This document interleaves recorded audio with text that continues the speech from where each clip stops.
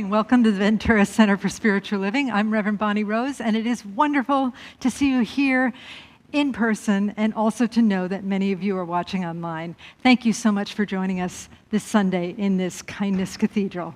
I'm going to pass it over to Lonnie, our board president.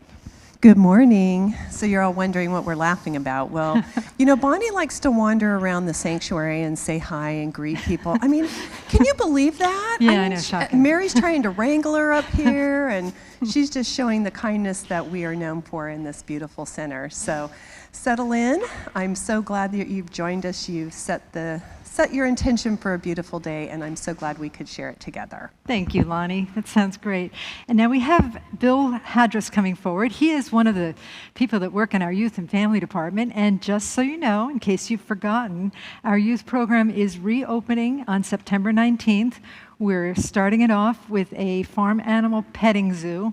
There will be animals outside in front of the church and perhaps a horse and a donkey inside the church.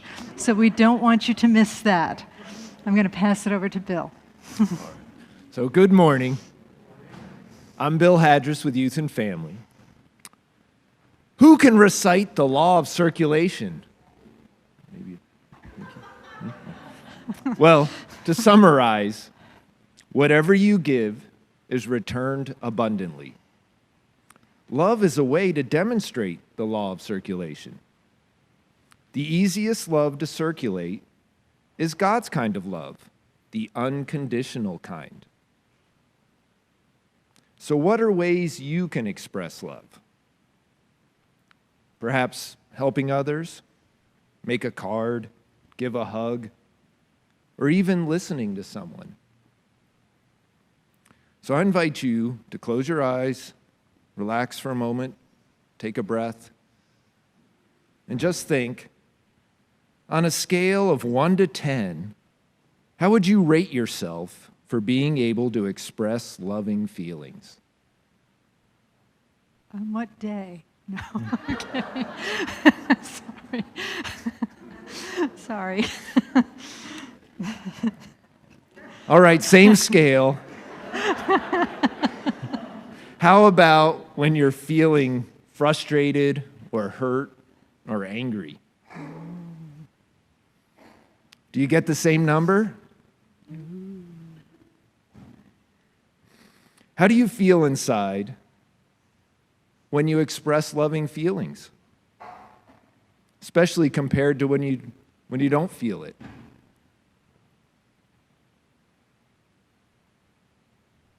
Can you think of some ways to move from anger or frustration to love?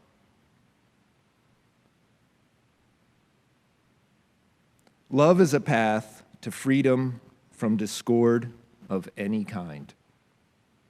So I invite you to repeat after me. I am free when I choose love. I am free when I choose love. And so it is. And so it is. Thank you. Thank you. And so let's continue to breathe into that beautiful space that Lita led us to with her words, that space that is always within us, but that comes alive for us as we turn our attention to it. We breathe into our awareness of the space of the I Am presence. And as we do, we deepen our awareness and we deepen our listening as we hear the words of our sacred reading. 2 Arrows by Desiree Anderson. The parable of the second arrow is a Buddhist parable about dealing with suffering more skillfully. The Buddhists say that at any time we suffer misfortune, 2 arrows fly our way. Being struck by an arrow is painful. Being struck by a second arrow is even more painful. The Buddha explained. In life, we can't always control the first arrow. However, the second arrow is our reaction to the first. The second arrow is optional. I recently talked to a friend who is at home with her sick family. She, her husband, and their 2 young sons were all sick with COVID and in various stages of sickness and recovery. She noticed her reaction to being ill. It felt wrong and unfair. She was a runner and shouldn't have been stuck with this virus. Her sons, however, were playing when they had a little energy and resting when they felt unwell. They took the illness in stride and responded to how they were feeling at the time. They didn't enjoy being sick, but didn't beat themselves up mentally with talks of what should and should not have been. They were dealing with the first arrow, not the second one. So, how do you avoid the second arrow? First, notice the first arrow. When you are in emotional pain, allow yourself to feel it. You may notice your arrows in other ways, like frustration, irritation, and emotional or physical pain. Next, become aware and notice your emotional reaction. Maybe it is a desire to yell or complain to someone. Maybe you get angry with yourself and turn your emotions inward, feeling like you aren't good enough or that there is something wrong with you. This is the second arrow. Catch yourself adding more pain and suffering. Finally, give yourself credit for recognizing and avoiding the second arrow. You are learning a new response. You can free up energy for circumstances you can control. You can always adjust your reaction, even if you can't control what happens to you. We probably find ourselves dealing with the second arrow of suffering many times during the day. The story is not about denying our initial reaction, but to have a choice of how to proceed. Over time, being aware of this choice and refraining from shooting endless second arrows at ourselves can help free us of much unnecessary suffering. And so it is, and we thank you, Hugh, for bringing us those words of wisdom from the Buddhist tradition. So let's rest in the place that recognizes all of this, that hears words like this, and there's some glimmer of memory or recognition or understanding that there's more to life than what we see, hear, smell, what we experience through our senses, that there is this deep undercurrent, this undertow of life that is always drawing us towards greater understanding and greater wholeness. So let's anchor ourselves in that wholeness now as we remember what we call the I am presence. The I am presence is consciousness. It is that which is aware. It is another name for God, another name for spirit. But in singing our song together, I am remembering who I am, we remember our true nature. We remember who we are here to be, the spirit of the loving, living one, here to become ever more loving and kind and filled with graceful awareness in the human form. Together we sing, I am remembering who I am, as we gently cover our nose and mouth with our masks and sing quietly. Remembering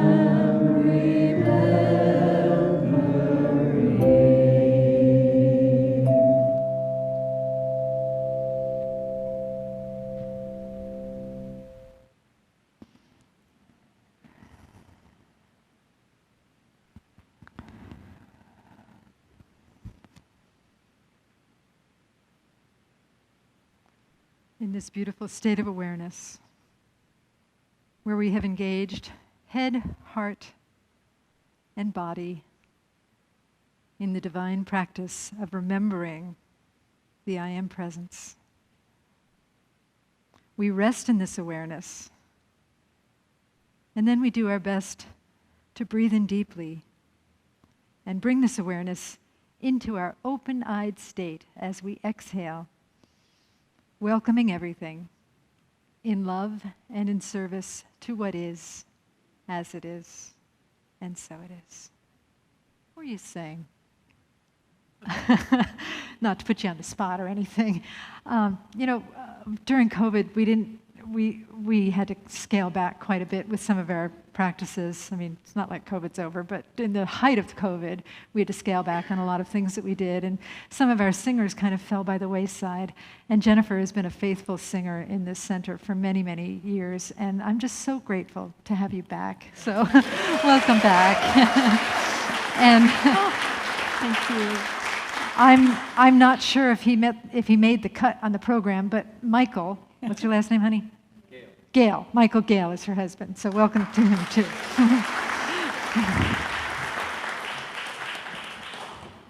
Michael Gail is the wind beneath my wings. Yeah. Oh, it's so good to be here, and it's so good to see you here.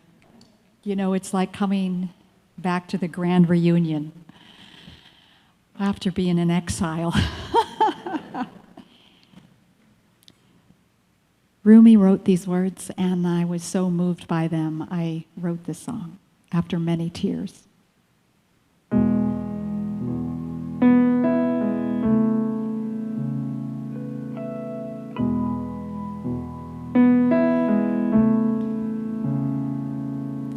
Come, whoever you are.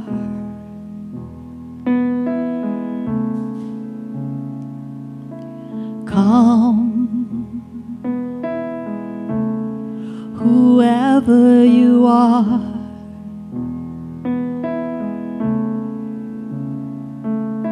Wonder, worshipper, lover of living. It doesn't matter, come.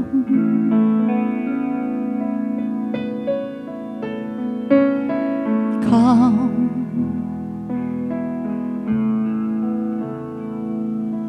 Come.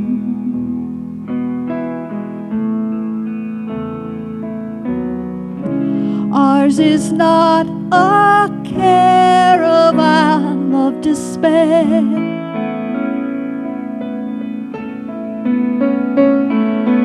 Even though you have broken your vow 1,000 times, come yet again, come.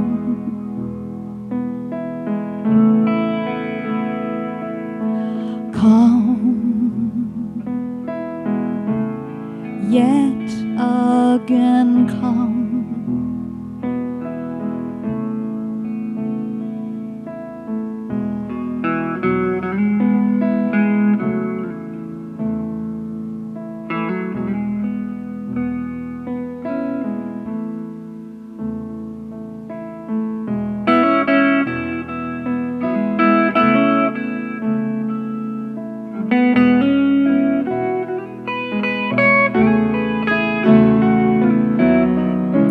Ours is not a caravan of despair.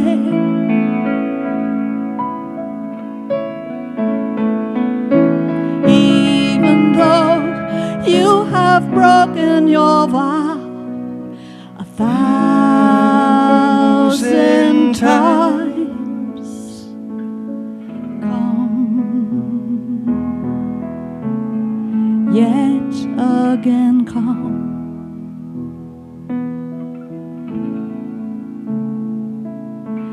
Come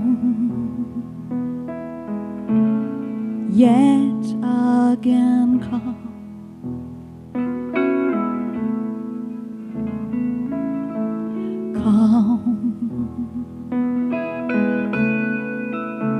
Wherever you are, begin again.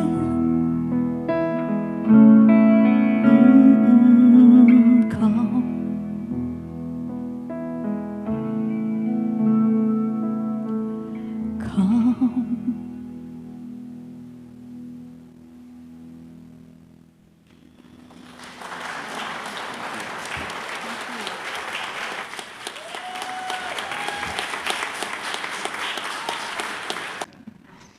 Who can mess with that? Come yet again, come, even though you have broken your vow 1,000 times. Whoa. It's just amazing. Thank you so much. Thank you so much for bringing those beautiful ancient words to life for all of us. Really special.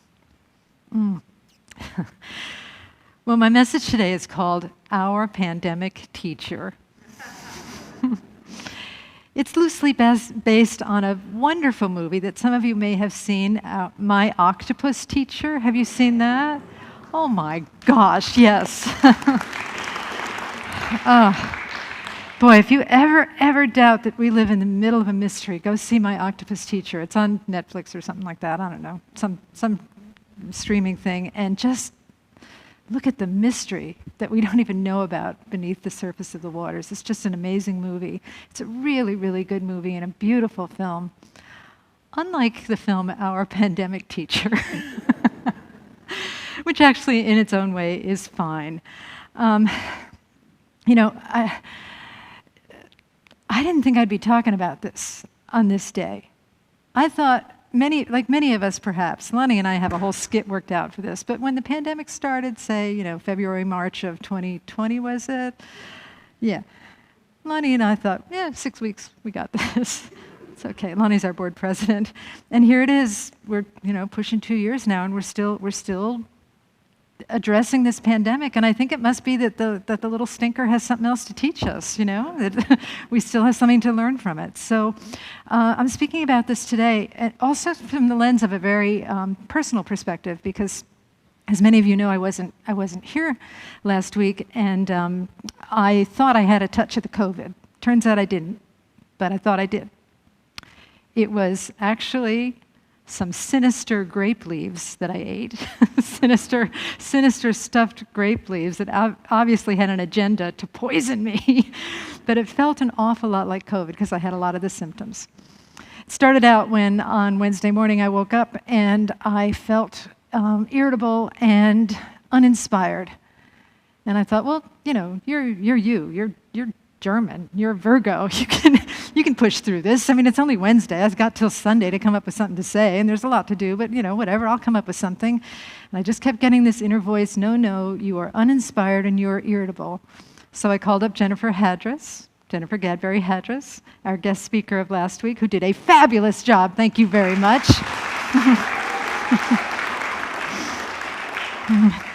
And I said to her, Jennifer, I don't think I can speak on Sunday. She said, why? I'm like, because I don't want to. I feel irritable and uninspired. So she agreed to do it, and it was a wonderful thing. So, you know, as it turned out, I didn't have COVID. I got tested, and I actually recovered from whatever it was I had very quickly, but I had to stay home because the test results took a while to come back, and I didn't want to infect anybody. I wanted to do the right thing. But while I was staying home, and particularly while I thought I had COVID, I was doing that thing that person over there, my husband, read about in the Buddhist reading about the second arrow.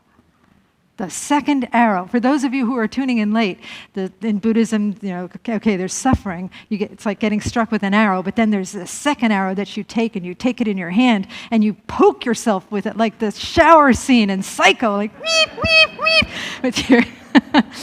And I was poking myself with that second arrow of suffering when I thought I had COVID. Jumping back a little bit. I don't think that is unique to me. Or, I mean, there's a whole reading about it, so, you know, a Buddhist or two must do that as well. But it seems to be part of, because my purview is spiritual teachings, it seems to be part of religious teaching. Show of, let's say, pinkies, in case it's personal. In this teaching, we show of hands when it's something, that we're all proud of. When it's something that might be a little personal, we do a show of pinkies. You can be discreet. Or some people just are like, yep, I did it. Show of pinkies. How many of us have beat ourselves up with a spiritual principle? Oh, lots of indiscreet pinkies here. I like it. Right. So I actually Googled, I Googled Jewish guilt. I don't know. I don't want to be politically incorrect, so I should probably temper my remarks. And there were lots of jokes, and I probably can't tell any of them. But one of the things said that Jewish guilt is a lot more about disappointing your mother versus God. I don't know if that's true. I also looked up Catholic guilt, and that seems to be, according to the interweb, my friend, that seems to be more about disappointing God. Now, they don't talk a lot about Protestant guilt, but I've encountered Protestant guilt. How many of us have encountered Protestant guilt? Show of pinkies. A show of two pinkies if you've really encountered Protestant guilt. I was raised Protestant, and I was actually raised in a very gentle Protestant tradition. There wasn't a lot of hellfire and brimstone. There wasn't a lot of speaking of going to hell, but there was still this, it seems to be in religion, there is this continuum of guilt and shame. And it starts kind of like with God over here on one side, wringing his hands, saying, oh my gosh, what are they up to now? They're so disappointing. I want them, I'm so disappointed. This is such a tragedy. And then to God, moving along the continuum over here, like,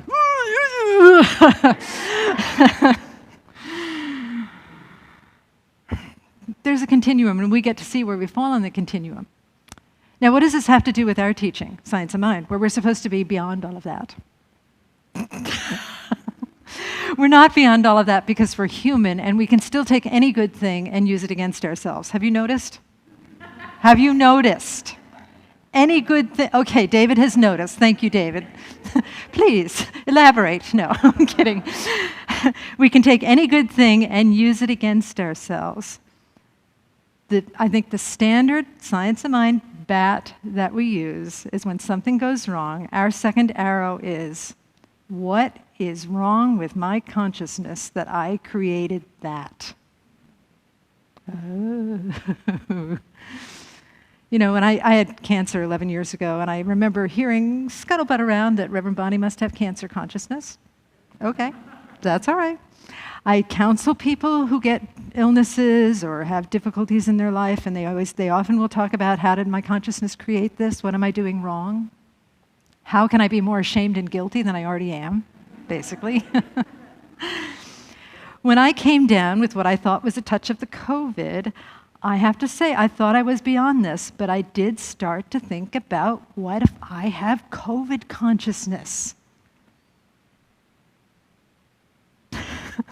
How mortifying is that? I'm the minister. I'm not supposed to have COVID consciousness. I'm the only minister I know, I think, maybe, that had it. Maybe. I don't know. I know a few people in the church have had it. They didn't get it here, but did they have COVID consciousness too?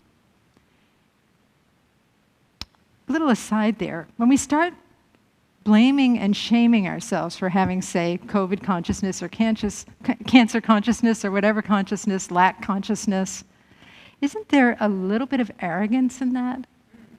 A little bit of, I created this for myself and I should be better than this. But then if we're not having that experience, if somebody else is having that, there's a little bit of disdain or pity or judgment on that person. So there's that. I'll get to that in a moment. But I truly was walking around considering, not wallowing. I had the second arrow, but I wasn't poking it too hard, but considering, what if I have COVID consciousness? And wouldn't that be sort of an icky, shameful, guilty type thing to have? Oh, and here's another thing. I was careful. I was vaccinated. I wore a mask. I washed my hands and I sang the doxology in the dirge-like tempo. Praise God from whom all blessings flow.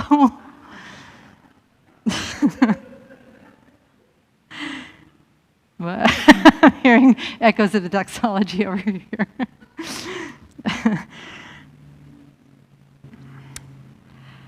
Here's what I think is part of the source of COVID consciousness, or the thing that we do where we blame and we shame and we regret, and we make ourselves responsible for what's happening.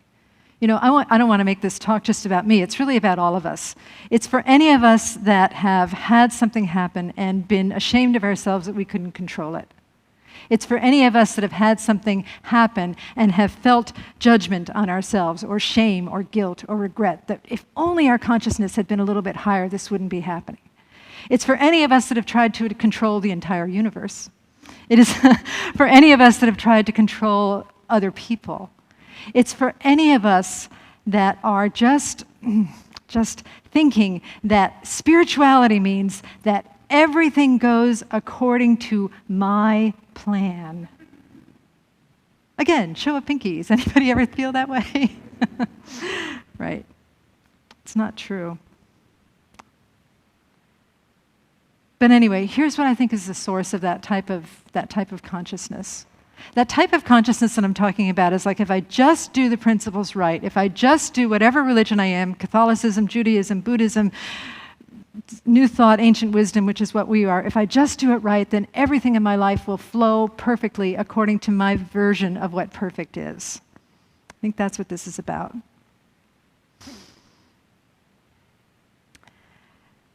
While I was sick with grape leaf poisoning, I watched the Jesus movie, okay? What I'm talking about is the Mary Magdalene movie that's on Netflix. Has anybody here seen that? Bunch of heathens? No, I'm kidding.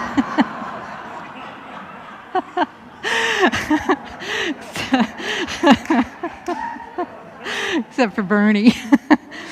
Well, if you're looking for a traditional view of Jesus, maybe that's not the right movie for you. But anyway, it's a good movie. I had to watch it in two parts because, well, one good thing about it, I've talked to you before about when Chris and I went to see the Jesus movie, and first of all, they put on SpongeBob by mistake. But the Jesus looked like he had just stepped out of GQ magazine. You know, he was, I don't know if they still have that magazine, but in my day they had GQ magazine. He had a six-pack, man. He was buff. Anyway, this is like a scruffier, older Joaquin Phoenix Jesus, and Mary Magdalene is not portrayed as a prostitute. She is portrayed as his most beloved disciple, which most people believe that she was now. And anyway, I watched the Jesus movie. It was a little slow, I'll warn you. And we know how it turns out, so there's that. But you know, the whole time I was watching it, before I really figured out what it was, I kept saying, he is talking like the kingdom of heaven. Everybody is hearing the kingdom of heaven like it's a destination, like it's a place that we get to go when we die. And in this center, we talk about the kingdom of heaven, or the heaven and hell, that they are states of mind. It's kind of like what Bill was talking about in the children's message. It's like, if we are able to love, then that catapults us into a state of heaven on earth, right? Even more so in this church, as we're getting more and more into mystical non-duality, as we're understanding that the kingdom of heaven is something other than what we thought it was. It is not a destination. Also, in terms of biblical teaching, it is not the point where the followers of Jesus overtake Rome, and then they get to be in power so they can oppress somebody else. It's not that. The kingdom of heaven is a complete state of mind where we rest in this non-dual consciousness, where we see that only good is good, only God is God. There is no God but God. I'm mixing a bunch of different faith traditions here, but that God is the only thing, that there is no opposite of good and evil, that there is an overriding and abiding good that surrounds all of it. And and that we are trapped in the illusion of good and evil. And the way to get out of that is to understand that, yes, there are things that happen, things that are unpleasant, wrongs that we have to try do our best to right, but we do it from a place of compassion, and we do it from a place of love. We do it from a place of a deeper understanding that everything is unfolding according to the plan of Spirit. Everything is unfolding according to the plan of love, and that we get to be willing participants in that. So in this Jesus movie that I saw with, what's his name? Joaquin Phoenix, playing Jesus, the disciples were all devastated because the kingdom of heaven wasn't what they thought it was going to be. The kingdom of heaven was when they were going to march on Rome and take over Rome and drop kick the Romans outside of. You didn't see my underpants, did you? Okay. Drop kick the Romans outside of Jerusalem and take over and have it be theirs. Whereas Mary Magdalene, who met Jesus at the tomb and talked to him afterwards, got it. She said, oh, and she tried to tell the disciples this too in the movie. She tried to tell them the kingdom of heaven is not a state of matter. It is not a state of earth. The kingdom of heaven is a state of mind where we are grounded in love and compassion. And we do everything from that place, and we see everything from that place, and we infuse everything with that consciousness. We are engaged in this cycle of constant giving and receiving of love and compassion, and that's where reality really starts to shift. And the kingdom of heaven, which is unitive consciousness, which is the consciousness of oneness, comes alive for us. And as it comes alive for us, it comes alive for all beings. It comes alive for all beings.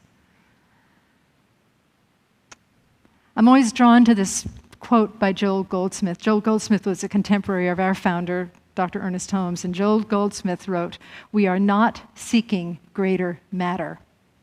Through our prayer work, we are not seeking greater matter, which means that we are not seeking to manipulate the effects of this world to make them better so that they're pleasing to us for a while. We are seeking greater consciousness. We are seeking greater oneness. We are seeking greater unification, recognition of God, that God is all there is, and unification with that principle that God is all there is. We are seeking that, and that is the truth that sets us free. That is the truth where nothing can touch us, nothing can harm us, that we are Teflon inside and outside, and this beautiful, beautiful mystical consciousness, as we move through life with that, everything falls in place. Everything is beautiful. Not necessarily beautiful as the world would call it beautiful, but beautiful in its own unique and wonderful way, a way that deepens us ever more into the state of understanding and compassion that we all crave, which is the true kingdom of heaven. So what does this have to do with COVID and the second arrow of suffering that I was beating myself with? Right? I just took this idea of seeking greater matter into my meditation. And my seeking of greater matter was seeking a cure from COVID and also seeking myself, being free of COVID consciousness so that all of this, whatever what it was going on with me, food poisoning, COVID, whatever it was, I could be relieved from it and it would go away and I wouldn't have to deal with it anymore. And when I brought it into meditation, the first thought that came up to me was, well, you have COVID consciousness. The second thought that came up to me was like, good. Who decided that COVID consciousness is a bad thing? I'm going to say COVID consciousness is a gift. Because if I meditate on COVID consciousness, I can go into a deeper understanding of something that has not been able to make itself known to me until now, until I've had this experience. And so I meditated on COVID consciousness, and it turned into a meditation on suffering. And that was a privilege. That was a privilege to recognize and to participate in the suffering of others that had it much worse than me. To know that because I was vaccinated, I probably was not going to wind up in a hospital or on a respirator or what have you, or deceased or whatever, but to know that there were people that were struggling, that were losing family members, and not only in this country. I have a very far global reach and understanding that there are people all over the world that have been dying of this thing, and to recognize that, okay, their families are struggling, and I get to participate in that suffering and The participation of suffering builds greater compassion in me. It allows me to let go of the disdain of saying, oh, that person over there must have COVID consciousness. You see how judgmental that is? You see how it puts me above that person. That person over there has COVID consciousness and I don't, therefore I'm somehow better. Ugh, I don't want any part of that anymore, ever. It just keeps me trapped. It keeps us trapped. It keeps us in this place where we are refuting the idea of the truth that we are all one web of connection that is so incredible and so beautiful when we see it. So I got to feel compassion. I got to feel the power of understanding suffering on a deeper level. I got to feel the release of judgment. And I got to feel gratitude as well. I got to feel the gratitude of what it's like to wake up in the morning and not have a fever.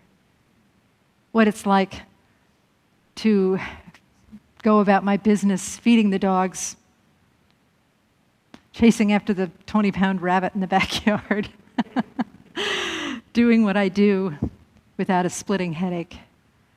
Became so grateful for my body and how well it works most of the time. And not only was I grateful for that, but I was grateful for the experience of having the thought that I might have COVID and delving into what it means to start attacking myself with the idea of COVID consciousness, of you have COVID consciousness and therefore there is something shameful and wrong about you. And so what I invite all of us to do this morning is to look at ourselves, look at our lives, look at ourselves, look at our places in our lives where it feels like, honestly, to put it really bluntly, where it feels like we're failing at religion. Where we are not doing it right, because if we were doing it right, things would be better. What if you are doing it right? What if whatever you're doing is bringing you to this place where you can look at the place where you think you're not doing it right and start to forgive yourself for that thought? And to bring that thought of, well, okay, maybe I'm not doing it right. Let me meditate on that and see what that brings up for me. I don't have any magic buttons to push. I don't have any magic pills for you to take, but I do have the magic of meditation and insight and looking within and seeing what the indwelling God informs you about the trajectory of your life. Because when we do that, we cannot fail. We cannot fail. The only way we can fail at that is to tell ourselves that we are failing at that, and then you know what you do with that thought, I'm failing at that? You say, okay, maybe I am failing at that. Let me meditate on that. Are you getting this? I'm getting excited about the level of paradox that's going on here. You know I love a paradox, right? You know that if I could, my license plate, I would have a vanity plate that said paradork. But the state of California will not let me do that because they say that dork is a bad word. I think it is, actually. I think it has two meanings. Look it up, okay? One has to do with a disparaging comment about disability. The other has to do with a part of a whale's anatomy that I shouldn't talk about in church. My octopus teacher, okay? All righty. So again, what are we going to do with this information? What are we going to do with knowing that life is so, that we're not seeking greater matter, and that life is so mysterious and yet completely clear at the same time? That what we think we're supposed to be doing, getting ahead, making a to-do list of how we can be better, making a to-do list of how we can be better at doing this religion, maybe that's not it. What are we supposed to do with the idea that what if it's all about vulnerability and recognizing exactly where we are and loving that too? Filling that with love, filling that with compassion, looking at our suffering and the suffering of others and saying, okay, maybe I'm supposed to love this too. Filling that with love, filling that with compassion, filling that with understanding, and being exactly where we are and asking us, Spirit, Spirit, Spirit, Divine Beloved, show me what is mine to do so that I can move into an ever greater appreciation of love, of you, of compassion, of understanding so that I can shine my light even brighter and bless the world with my countenance and with my peace. Last week, when our beloved Jennifer spoke, she reminded me of something that I had forgotten. Actually, many things that I had forgotten, but that's beside the point. She reminded me that every sermon is supposed to have a joke. I think I've covered that. It's supposed to have 3 points. I may have had 3 points. I wasn't keeping track, but I had at least 3. And she said that we're supposed to have a quote by Ernest Holmes, the founder of our philosophy or religion, whatever you want to talk it. So I'm going to enact the Jennifer Hadris principle and read you an Ernest Holmes quote. It's kind of about seeking better matter and understanding that there is something greater than what our small self is seeking. This is from Ernest Holmes' Sermon by the Sea, one of the last more mystical pieces that he wrote. And Ernest wrote, "Find me one person who is for something and against nothing, who is redeemed enough to not condemn others out of the burden of his soul, and I will find another Savior, another Jesus, and an exalted human being."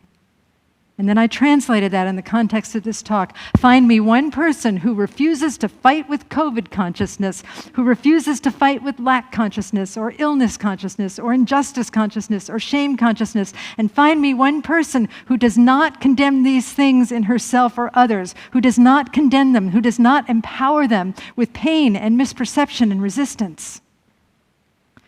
And I will show you someone who is moving into the Christ consciousness, who knows the mystical non-dual, who sees that there is no God but God, who sees that there is a good so good that it transforms all illusions of opposites.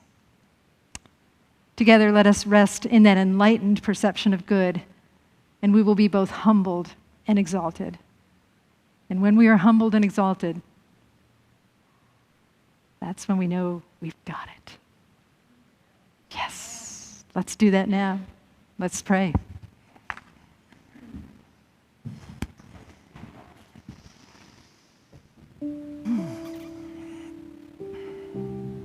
I just turn within and celebrate this Sunday. I celebrate all the words that have come through me, that have come through our speaker, through Hugh, through our singer, through our practitioner, through everybody who is showing up here, and just know that everybody here sitting in this congregation or watching at home is part of this beautiful, mystical convergence, this vortex that is bringing greater good into our hearts, but not only our hearts as individuals, our collective hearts. Our collective hearts that have the capacity, have the power to bless us from the inside and radiate outwards. Because truly, in this world of perceived opposites, there is no inner, there is no outer, there is no above, there is no below. There is no darkness, there is no light. There is no good, there is no evil. None of these things have any power unto themselves other than what we offer them. And so together, I move into this place of enlightenment, this place of light seeing and knowing and trusting that there is this power and this presence that is so much greater than what our small human software can comprehend. But as we start to release, as we start to let go, as we start to allow this power and this presence to guide us, we become that which is already seeking us.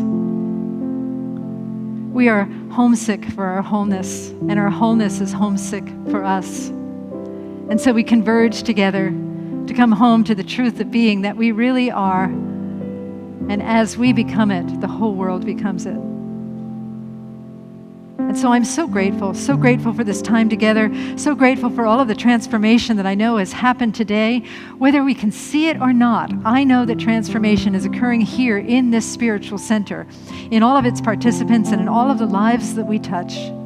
I know that people are able to take at least one thing from this time together, whether it's through the message or the music or the reading or the prayer, whether it's through the cookies that we serve in the back, whether it's through the fellowship, I know that hearts have been opened and minds have been lifted, and that there is only good, there is only God, and we live like that truth is true because it is. And so I'm just so grateful for this time together. I bless all spiritual paths in my gratitude. I bless churches, synagogues, temples, mosques, ashrams, all paths to God, fundamentalists, atheists, whoever appears here on the planet Earth, I bless them. And with a heart that is so filled with blessedness, so filled with gratitude for this teaching as well, I give thanks and I release these words into the divine mystery. And together we say, and so it is.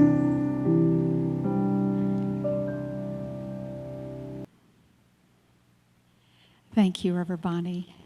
It's so good to laugh with you. It's so good to pull. I have another Ernest Holmes quote. Pull from the infinite to the finite. And I think one of the best ways for us to do that is to speak into it. Speak into the kingdom of heaven right here. Yeah, it's never far. Let's go.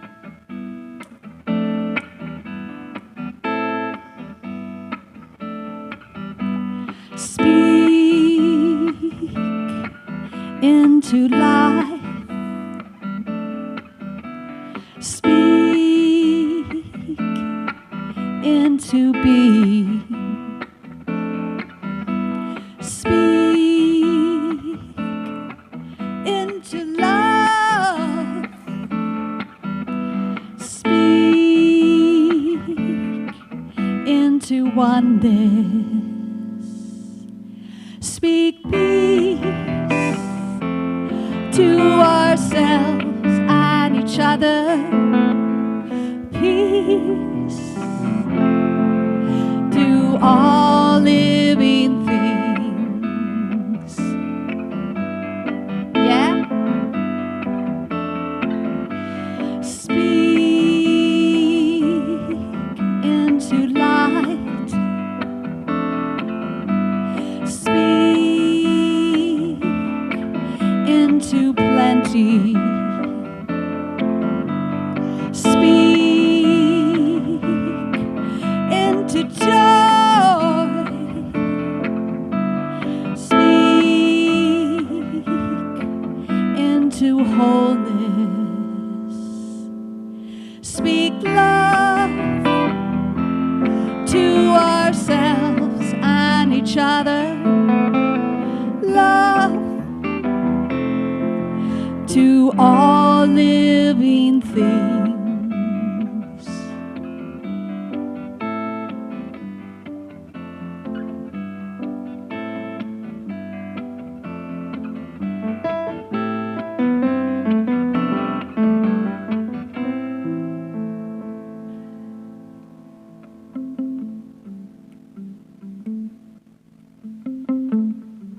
Can you hear the whole band?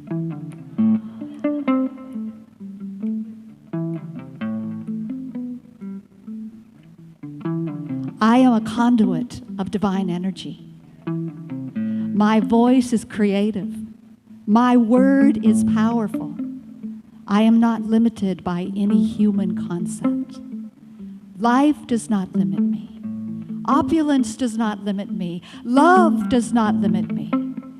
I speak into the magnificence of the mighty I am. I speak into the kingdom of heaven.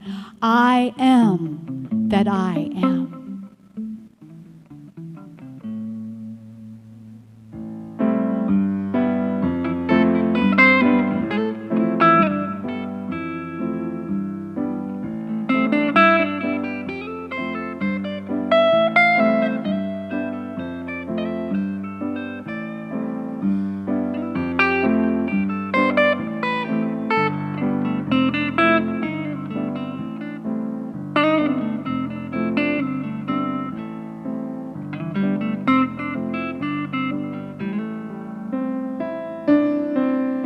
speak peace to ourselves and each other. Peace to all living things.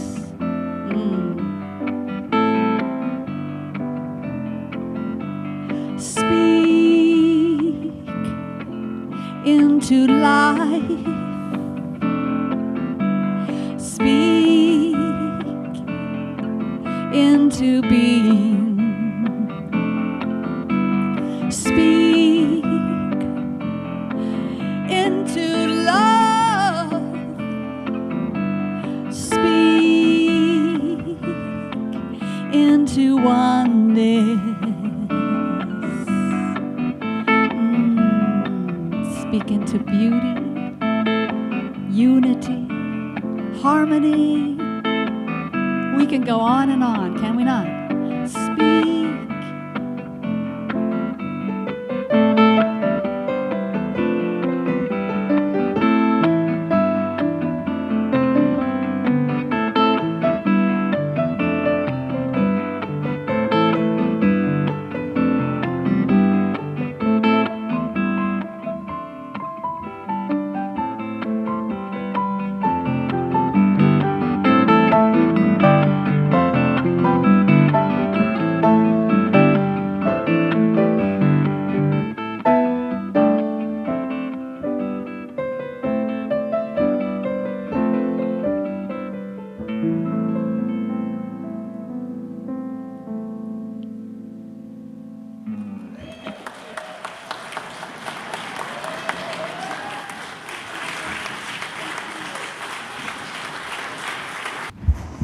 Thank you, Jennifer and Michael. Beautiful.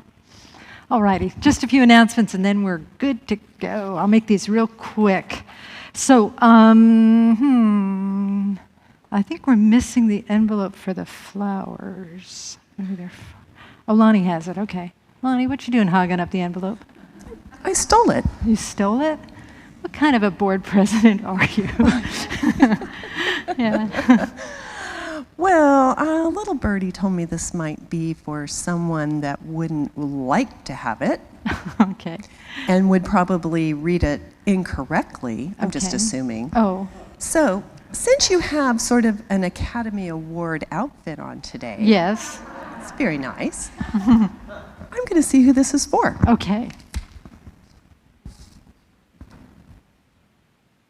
Oh, look at the cover. Wait a minute. Oh, it's Raising Arizona. I'm so excited. Okay. Anyway. All right.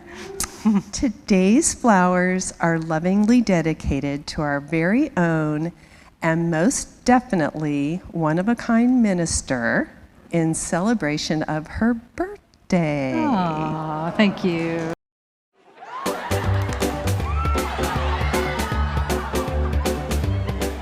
Happy birthday to you. Happy birthday to you.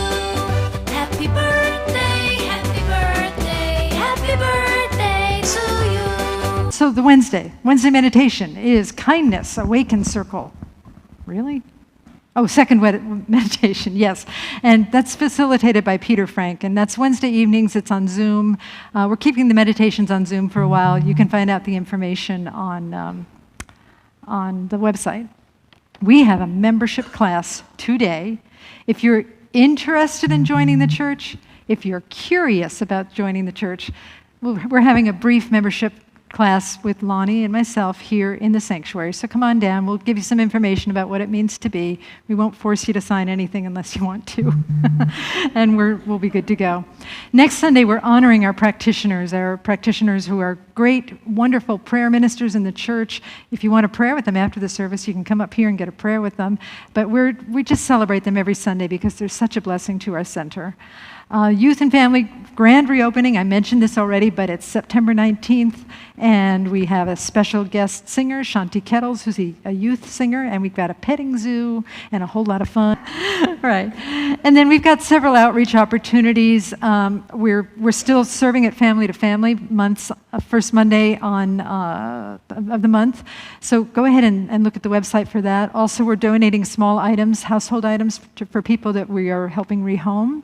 Choir rehearsals are downstairs after the service at 11:30. And then after the service, you can get prayer with a practitioner. You can visit in the social hall, which is through that door and that door. There's free books and puzzles in there.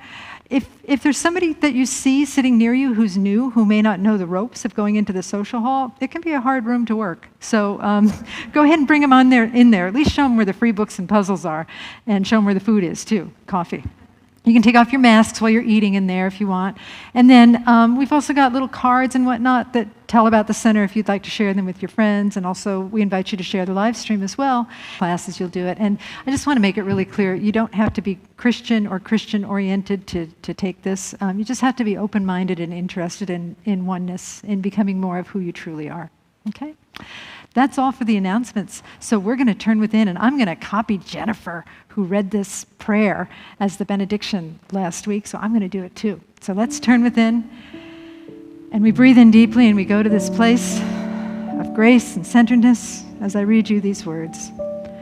Divine Beloved, inspire us to become a mystical center of non-duality, to allow the love of God to work through us, to take action upon the call of kindness, to serve the greater good for all beings, to bring the kingdom into the garden through surrender into boundless grace.